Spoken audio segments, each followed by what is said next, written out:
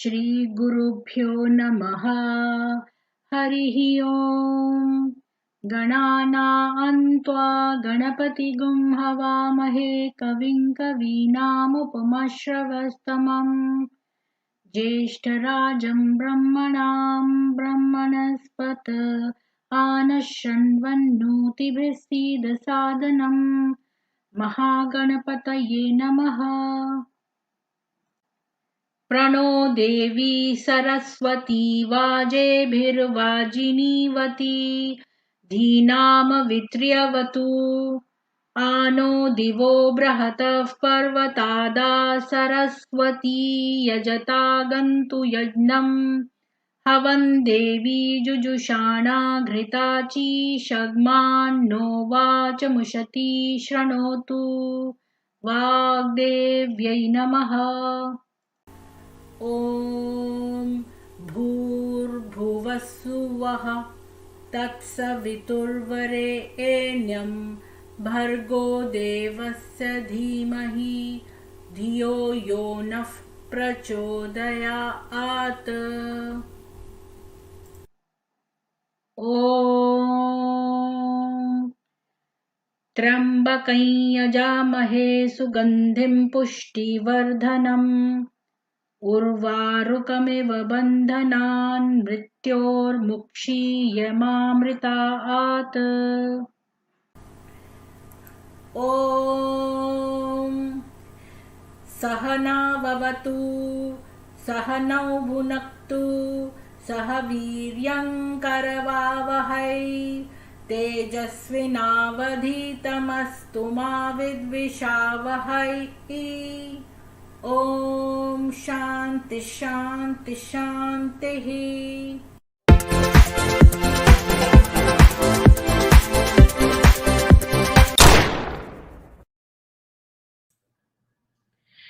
सभी को जय श्री राम।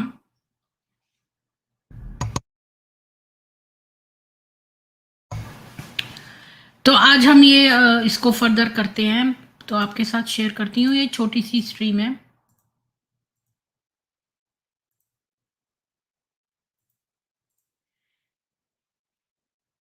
आज हम सूर्य पृथ्वी को शक्ति देने वाले 3 पदार्थों के बारे में जो है चर्चा करेंगे। एक तो सूर्य, वायु और पर्जन्य। तो ऋग्वेद का 10.27.23 का एक मंत्र है, त्रयस्त पंक्ति पृथ्वी मनुपा, मनुषा होना चाहिए।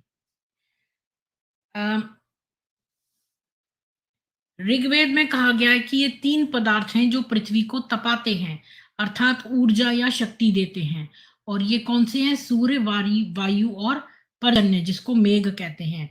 इनमें से जो सूर्य है वो पृथ्वी को ऊष्मा देता है, और वृक्ष वनस्पतियों को जीवन प्रदान करता है, और समुद्र आदि के जल को भाप के रूप में आकृष्ट करता है। और वायु जो है वो भाप को अंतरिक्ष में पहुंचाती है और उसे शीतलता प्रदान करके घनीभूत करती है और मेघों को वर्षा के लिए प्रेरित करती है। और जो मेघ है वो पृथ्वी को जल देकर वृक्ष वनस्पतियों को जीवन प्रदान करते हैं। इस प्रकार ये तीनों पृथ्वी के लिए जीवन दाता है। तो बादलों के घर्षण से जो अगर विद्युत पैदा होती है, तो ऋग्वेद के बहुत सारे मंत्रों में ये वर्णन किया गया है कि बादलों की रगड़ से जो है वो विद्युत उत्पन्न होता है। तो ऋग्वेद 9.87.8 कहता है, दिवो न विद्युत स्तनयन्त्य भ्रैः, यानी कि जल के अंदर आग्नेय तत्व है वह रगड़ से प्रकट होता है। इस प्रकार वज्र की उत्पत्ति जल से ही है। ऋग्वेद का 8.100.9 कहता है, समुद्रे अंतः शयत उदना व्रजो अभिवृत, यानी कि व्रज की उत्पत्ति जल से ही है, जल से ही मेघ बनते हैं। और ऋग्वेद 10.8.5 में कहा है, भुवो अपाम नपात जात वेदः। तो जल से ही मेघ बनते हैं और मेघ से विद्युत बनता है, अतः विद्युत को जल का पौत्र कहा गया है। और सायण ने भी कहा है, अपाम नपात, यानी जल का नाती पौत्र। उसकी व्याख्या में कहा है कि जल से मेघ, मेघ से विद्युत, अतः विद्युत यानी कि अग्नि जल का पौत्र है। तो वर्षा जो है वो वृक्ष जो है वर्षा में सहायक होते हैं। तो यजुर्वेद 28.20 कहता है, देवो देवैर वनस्पतिः देवम इंद्रम वर्धयत पृथ्वीम अदरन हित। तो यजुर्वेद कहता है कि वृक्ष जो है वो मेघों यानी कि इंद्र की रचना में सहयोगी है। वे मेघों की रचना में सहयोग देकर द्युलोक के उपकारक हैं। पृथ्वी को दृढ़ बनाते हैं, अतः पृथ्वी के उपकारक हैं। और वृक्ष मेघों को आकृष्ट करते हैं, अतः घने जंगलों में वृष्टि अधिक होती है। मतलब बारिश जो है वो घने जंगलों में ज्यादा होती है। तो इंद्रधनुष की रचना।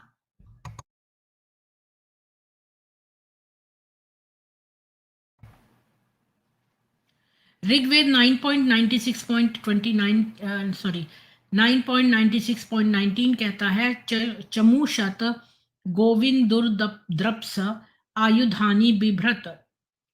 तो ये कहता है कि जल बिंदुओं पर सूर्य की किरणों के बिखरने से इंद्रधनुष की रचना का संकेत है। तो मंत्र में इंद्रधनुष के लिए आयुध यानी कि शस्त्र यानी धनुष शब्द का प्रयोग है। सेना के शस्त्रास्त्र के तुल्य यह देवों का धनुष है। द्रप्स शब्द जो है वो जल बिंदुओं के लिए है। और गोविंदु शब्द सूर्य की किरणों के संपर्क में आने के लिए है। अब वर्षा के लाभ कि चारों वेदों में वर्षा में होने वाले लाभों का विस्तृत उल्लेख है। तो वर्षा के विषय में कहा गया है कि वर्षा पृथ्वी को शक्ति देती है, वृक्ष वनस्पतियों को जीवन देती है। अतः वर्षा चर और अचर जगत की आत्मा है। ये कहा गया है ऋग्वेद के 7.10 101.6 में। वर्षा तीनों लोकों का धारक है। ये कहा है ऋग्वेद के 7.101.4 में। वर्षा वनस्पतियों को जीवन देती है और बढ़ाती है। वर्षा संसार का अधिपति है। ये कहा है ऋग्वेद के 7.101.2 में। वर्षा भूमि को परिष्कृत करती है और अन्न की दात्री है। ये कहा है ऋग्वेद के 9.39.2 में। वर्षा भूमि के नीचे की परतों तक पहुंचती है और उन्हें तोड़कर जल स्रोतों की वृद्धि करती है। ये कहा गया है ऋग्वेद के 110.68.4 में। वर्षा वृक्ष वनस्पतियों को उत्पन्न करके मनुष्य को भोजन सामग्री देती है। ये कहा है ऋग्वेद में 5.83.10 में। सभी प्रकार की औषधियां जो हैं वो वर्षा पर निर्भर है। ये दिया है ऋग्वेद के 5.83.5 में। वर्षा से संसार को अन्न मिलता है और औषधियों को जीवन मिलता है। ये कहा गया है ऋग्वेद के 5.83.4 में। वर्षा औषधियों में शक्ति डालती है, मनुष्य एवं पशुओं में नवजीवन का संचार करती है। ये कहा गया है ऋग्वेद के 7.102.2 में। अब यज्ञ से है जो हम कृत्रिम वर्षा भी करा सकते हैं। मतलब ये तो मैन मेड वर्षा। तो ऋग्वेद के इस मंत्र में कहा गया है ऋग्वेद 10.98.10 में कि वर्षा के लिए यज्ञ करें और उसमें 99,000 आहुति दें तो शीघ्र वर्षा हो जाती।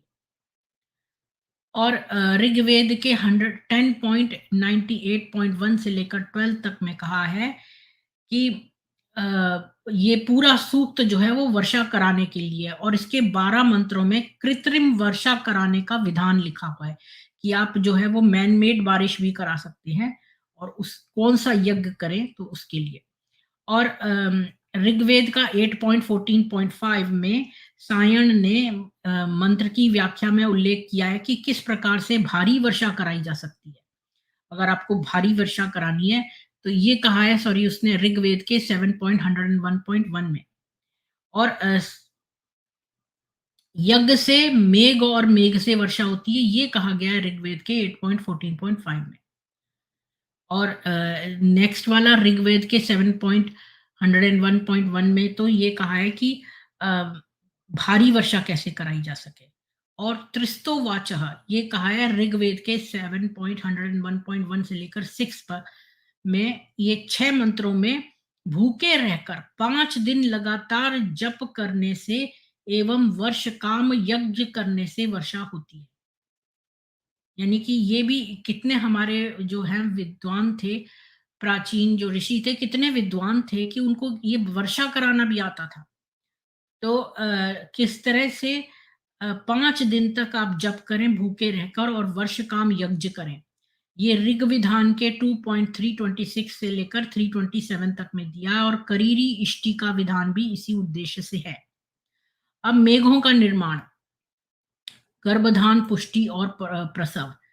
तो ऋग्वेद का 1.164.36 कहता है सप्तार्ध गर्भा भुवनस्य रेतो विष्णोस्तिष्ठन्ति प्रदिशा विधर्मणि।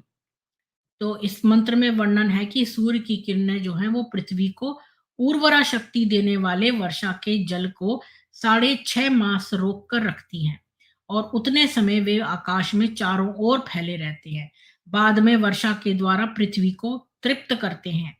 और इस मंत्र में सप्तार्ध गर्भा में सप्तार्ध शब्द से कुछ विद्वानों ने 6 और आधा यानी कि 6.5 अर्थ ले लिया है और बादलों के निर्माण का समय 6.5 मास यानी कि 195 दिन माना गया है। परकालीन साहित्य में मेघों के गर्भधान से लेकर प्रसव तक का समय 195 दिन बताया गया है।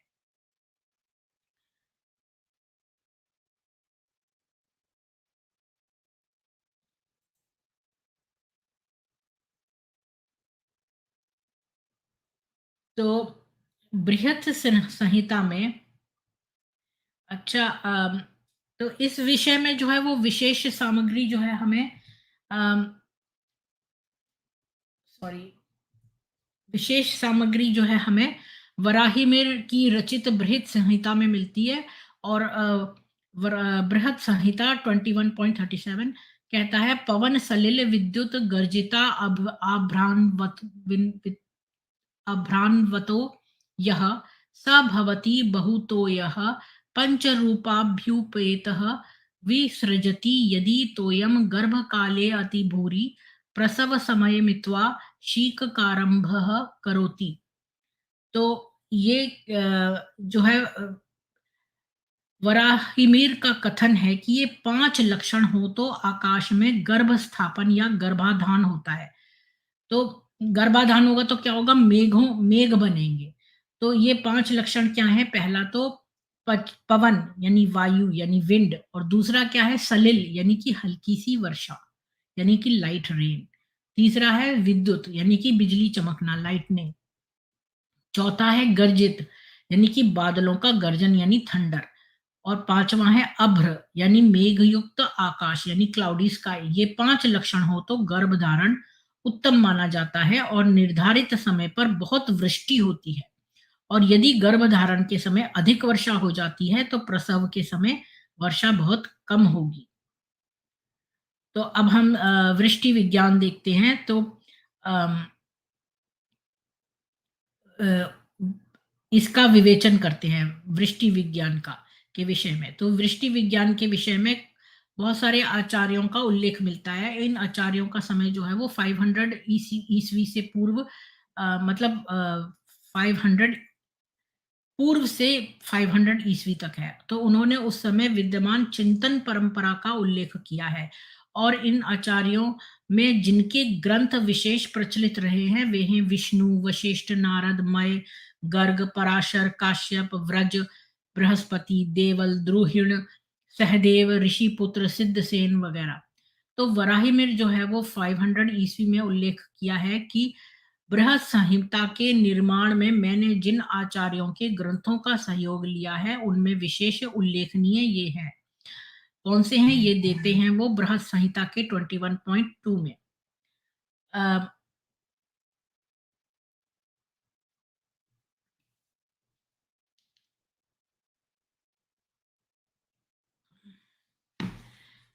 बृहत संहिता के 21.2 में देते हैं कि उन आचार्यों का जिनका उन्होंने गर्ग, पराशर, काश्यप और व्रज ये वगैरह वगैरह ये इनका जो है वर्णन इसमें दिया है। उल्लेख मतलब इस विषय पर सबसे प्राचीन ग्रंथ जो है वो पाणिनि निकृत अष्टाध्यायी यानी 500 ईस्वी पूर्व है और इसमें वर्षा के भेद, पूर्व वर्षा, अपर वर्षा, वर्षा की नाप, उसकी विधि, अनावृष्टि यानी कि अकाल, सूखा पड़ना, वर्षा से होने वाली फसलों आदि का विस्तृत वर्णन किया गया है। और इसके लिए आप देखो डॉक्टर वासुदेव शरण अग्रवाल कृत पाणिनि निकालीन भारतवर्ष, पृष्ठ नंबर 204 और 206 में। और कौटिल्य जो है वो 400 ईस्वी पूर्वक में उसने अपने अर्थशास्त्र में वर्ष प्रमाण यानी वर्षा की नाप, वर्षा में बोए जाने वाले अन्नों का विस्तृत वर्णन, शुभ वर्षा के लक्षण आदि का वर्णन किया है। और ये उन्होंने किया है कौटिल्य अर्थशास्त्र अधिकरण 2 अध्याय 24 सीता अध्यक्ष प्रकरण में। और कृषि विज्ञान से संबद्ध एक ग्रंथ भी मिलता है जिसका नाम है कृषि पराशर, और ये प्राचीन आचार्यों के मतों का संकलन करके 10वीं शती में बना था। तो कितने प्राचीन हमारे पास ग्रंथ हैं। और पुराणों में भी जो है वो वृष्टि विज्ञान यानी मीटेरोलॉजी के संबंध में कुछ सामग्री प्राप्त होती है, और उसमें विशेषकर है मत्स्य पुराण 124.29 से लेकर 34 तक, और वायु पुराण 51.13 से लेकर 16 तक में, और विष्णु पुराण 2.9.8 से लेकर 12 तक। गीता प्रेस गोरखपुर पृष्ठ नंबर 174 में। और इनमें मेघ निर्माण का प्रारंभ और बादलों के विभिन्न भेद, वर्षा आदि का वर्णन है। और इनमें इस विषय पर भी विचार किया गया है कि वर्षा में सूर्य का भी योगदान है। किस प्रकार और कब सूर्य की किरणें समुद्र आदि से जल को वाष्प रूप में ऊपर ले जाती हैं, और वर्षा पर सूर्य का क्या प्रभाव पड़ता है, किस प्रकार अनुकूल परिस्थितियों में भाप बादल के रूप में परिवर्तित होता है, कब वर्षा होती है। वायु पुराण में वृष्टि चक्र का भी उल्लेख किया गया है कि किस प्रकार समुद्र आदि से जल भाप रूप से ऊपर जाता है, फिर वर्षा होती, फिर वही जल पुनः बादल बनता है। जल बादल वर्षा जल बादल यह क्रम सदा चलता रहता है। और विष्णु पुराण ने मेघों के गर्भाधान का भी वर्णन किया है। और मेघों के गर्भाधान का समय की गर्भ के दिन कब से आरंभ होते हैं, इस विषय में प्राचीन आचार्यों में मतभेद रहा है। कुछ आचार्यों का मत था कि कार्तिक शुक्ल पूर्णिमा के दिन गर्भ के दिन होते हैं और तब से वर्षा का समय बताना चाहिए। और एक दूसरा मत है जो कि आचार्य गर्ग का है। तो अधिकांश आचार्य इस मत के समर्थक है, और वराहमिहिर भी आचार्य गर्ग के समर्थक हैं, और उनका मत उद्धृत करते हुए लिखा है कि मार्गशीर्ष यानी कि अगहन शुक्ल प्रतिपदा से जब चंद्रमा पूर्वाषाढ़ा नक्षत्र में स्थित हो तो गर्भाधारण का समय होता है। और ये लिखा है बृहत संहिता 21.6 में कि मार्गशीर्षित पक्ष प्रतिपत प्रभति क्षपा करे आषाढ़म पूर्वाम व समुपगते गर्भाणाम लक्षणम जेयम, कि यही लिखा है कि मार्गशीर्ष शुक्ल प्रतिपदा से जब चंद्रमा पूर्वाषाढ़ा नक्षत्र में स्थित हो गर्भाधारण का समय होता है। तो ये इसमें लिखा है। अब गर्ग के अतिरिक्त काश्यप का भी यही मत है। मार्गशीर्ष शुक्ल प्रतिपदा से लेकर 6.5 मास तक इन 5 गर्भ लक्षणों यानी कि पहला पवन, दूसरा सलिल, तीसरा विद्युत, चौथा गर्जित और पांचवा अभ्र का अध्ययन किया जाता है, और तदनुसार अधिक या कम वर्षा की सूचना दी जाती है। तो वराहमिहिर का कथन है कि गर्भ स्थापन के दिन से 6.5 मास अर्थात 180 + 15 = 195 दिन बाद प्रसव का समय आता है, और तब वर्षा होती है। 195 दिन बाद वही नक्षत्र फिर से आता है। यह लिखा है बृहत संहिता में 21.7 में यक्ष क्षत्र मुपगते गर्भश्चंद्रे भवेत स चंद्रवशात पंचनवते दिनशते तत्रैव प्रसवमायाति, यानी कि उसके 6.5 मास जो है वो प्रसव का समय आता है और तब वर्षा होती है, और 195 दिन बाद वही नक्षत्र जो है वो फिर से आता है। और सौर मास यानी कि सावन मास के हिसाब से ही 195 दिन बाद वही नक्षत्र आता है। अतः इस गणना में सौर मास यानी कि जो सोलर मंथ है वो से ही लेना चाहिए। और इसके इसमें अमावस्या को मास समाप्त होता है, अतः इसे अमांत मास कहते हैं, अमावस्या। तो ये लिखा है बृहत संहिता 21.9 से लेकर 12 में कि मृग शीर्षाद्या गर्भा मंद फलाह पौष शुक्ल जाताश्च पौषस्य कृष्ण पक्षेण निर्दिशेत श्रावणस्य सितम कार्तिक शुक्ले अभिवर्षन्ति। तो ये कब से शुरू होता है और जो है अमावस्या को समाप्त होता है। तो ये लास्ट मास है।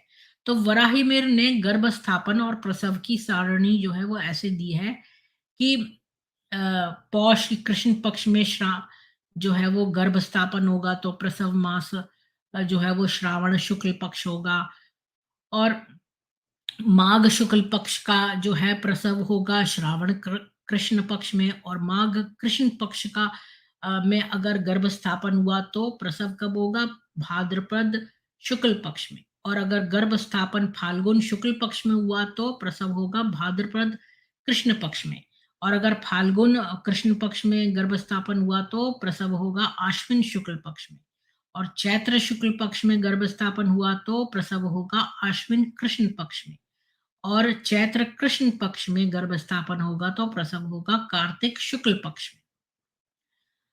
और जो मेघ भ्रूण का परिपाक, तो मेघ भ्रूण के परिपाक के लिए कुछ लक्षणों का भी निर्देश किया गया है कि प्रतिमास ये घटनाएं हो तो गर्भस्थ भ्रूण का परिपाक ठीक होता है। ये दिया है बृहत संहिता 21.19 से लेकर 22 में कि पौषे समार्ग शीर्षे संध्या रागो अम्बुदाह सपरिवेशाः नात्यर्थम मृग शीर्षे शीतम पौषे अति हिमपातः घन पवन सलिल विद्युत तनिस्तैश्च हिताय वैशाखे।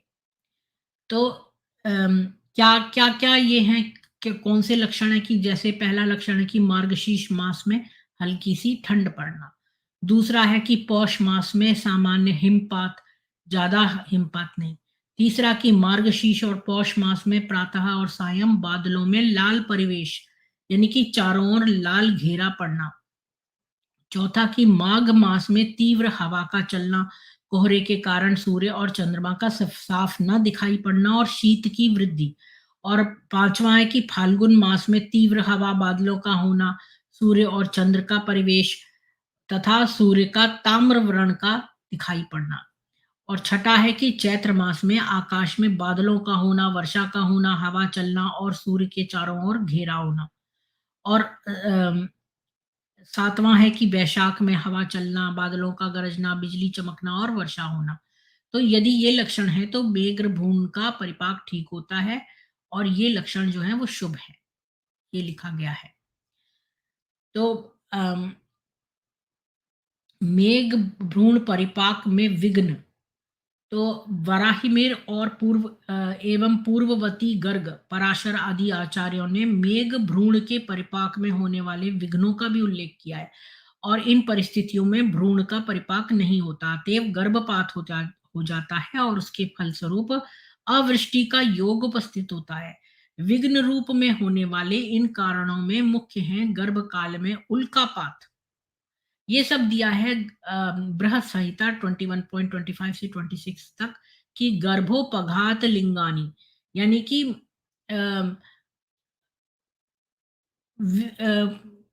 क्या विघ्न रूप में होने वाले इन कारणों में मुख्य क्या है कि काल में उल्कापात, अधिक बिजली का चमकना या वज्रपात, आंधी का आना, भूकंप आना, ग्रहों का परस्पर युद्ध होना, इंद्रधनुष की रचना, चंद्र ग्रहण या सूर्य ग्रहण। तो ये सब है लक्षण इसके, विघ्नों के लक्षण है। एक अन्य कारण भी बताया गया है जो बृहत संहिता 21.34 में है कि गर्भ समये अतिवृष्टि है, कि यदि गर्भ के आरंभिक दिनों में अकारण, बिना कारण ही अतिवृष्टि हो जाए तो गर्भ स्नाव हो जाता है। तो उपल वृष्टि यानी कि ओले गिरने। अब वराहिमिर का कथन है कि यदि उचित समय पर वर्षा नहीं होती तो परिपुष्ट भ्रूण कालातीत होने के कारण कठोर हो जाता है, जैसे अधिक समय रखा हुआ दूध। तो गर्भ पुष्ट प्रसवे कर्का मिश्रम ददात्यम्भ और काठिन्यम याति यथा सलिलम काठिन्यम मुपयाति, बृहत संहिता 21.34 और 36 में। कि मतलब उचित समय पर अगर वर्षा नहीं होगी तो परिपुष्ट भ्रूण जो है वो समय बीतने के कारण कठोर हो जाता है, जैसे अधिक समय तक रखा हुआ दूध। इस प्रकार गर्भ के कठोर हो जाने से वे ओला बन जाता है और उससे उपल मिश्रित यानी कि ओला सहित वर्षा होती है। तो ये सब बृहत संहिता में दिया हुआ है। तो यहीं पर हम इसको एंड करते हैं और बाद में हम कल देखेंगे वायु का महत्व, कि वायु का क्या महत्व है।